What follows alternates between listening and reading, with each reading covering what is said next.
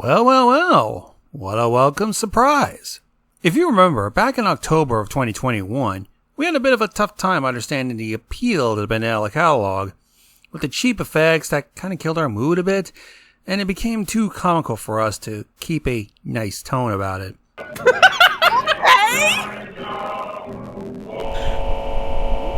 What? It's like Germa sauce.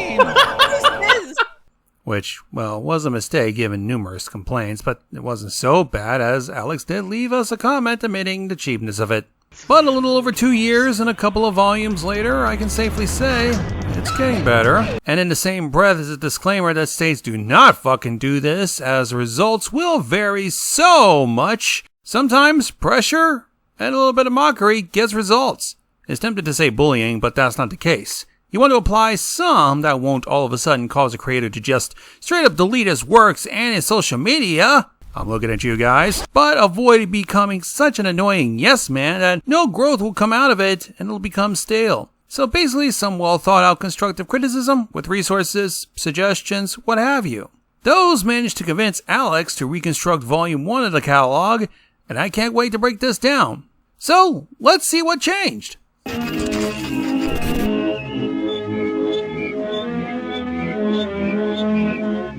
This first part of Volume 1, the tape from the fictional U.S. Department of Temporal Phenomena about the alternates of Alex's world. So, what was the original like? We are currently receiving countless reports of an unidentified hostile organism that we'll refer to as alternates.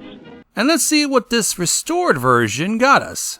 We are currently receiving countless reports regarding unidentified hostile organisms that we will refer to as alternates. Alrighty, seeing a drastic change up from a comical text-to-speech voice to actual voice acting, albeit channeling crushing and distorting that I've witnessed from Monument Mythos. It's a nice tactic. I can firmly believe that this is real. Yeah, and it's nice that you used a different set of images for how to identify an alternate, as well as a more believable filter. Nice. Part 2 is the evidence files of the first victims, Mark and Caesar, which reused the original's audio phone call, but it's okay, I'll forgive it. Hey, it's Caesar. I hope it's not too late. Hey, it's Caesar. I hope it's not too late. I mean, it's got at least some decent voice acting that's believable and passable, and it removed that odd glitch in the call. One last thing. Try to get a good view of the...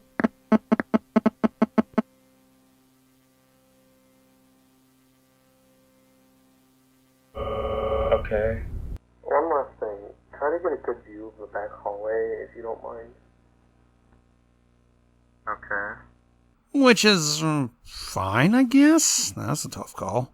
Now comes the CCTV footage in the cameras that Mark turned on. And while it reused some shots, it has improvements needed to make it as believable as possible, including some motion, well, more motion, and new shots that just give enough to creep me out and make me shit myself. Or that might be the lactose intolerance that manages to avoid my over-the-counter stuff and come back to haunt me. I get those confused sometimes. Now comes Mark's camcorder footage of the alternate that followed him home. I have a gift for you. I have a gift for you. It's the same voice, but it's a new shot. Kinda sad we ended up removing parts with that woman's voice. Who are you? Get away from me!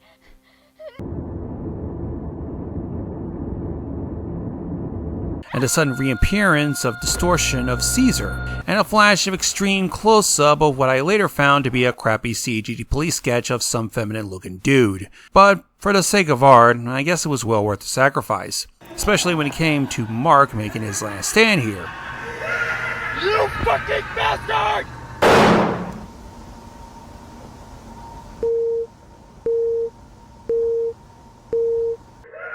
You fucking bastard!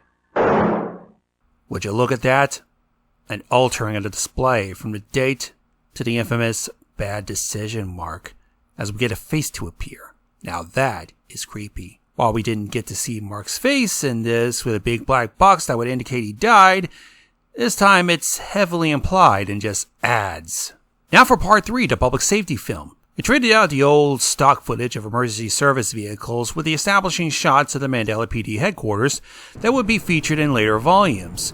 Standard fire station, standard hospital, It retains the stinger that once someone calls about an alternate sighting, just leave him there to die.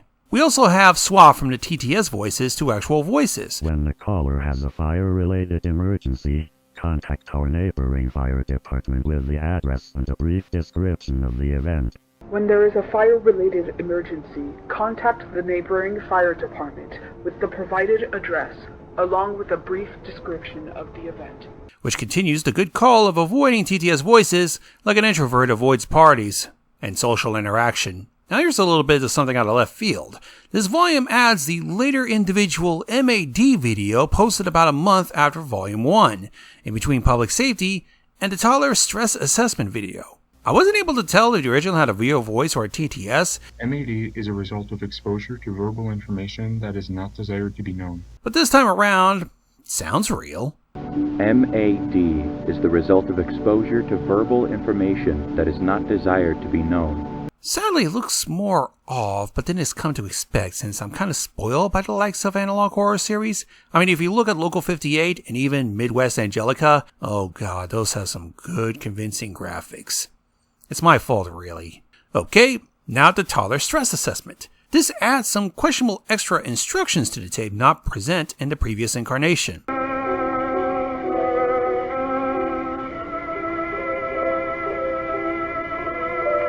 Hey, is this a jab of how I do these in the daytime with lights on? Are you mocking me? Am I a clown? Do I amuse you? The test was extended this time, adding a visual section that decided to show a few clips, like this from the silent horror film Nosferatu, and this one that I can't remember where, in between the sounds, and The Scary Night by Mark H4. This also includes another clip from a Disney cartoon, before we get... It looks like Michael Myers just decided to wear a hoodie. Oh wait, is that the new intruder? Okay, I guess it's a better improvement than just another bad CG'd police sketch. So yeah, with some parts did get cut, it really did improve with the things that Alex learned along the way. If you're fine with the cheese, the original will do ya, but if you're spoiled with good visuals and sound design like I am, the restored version will be your ticket. This concludes today's broadcast day.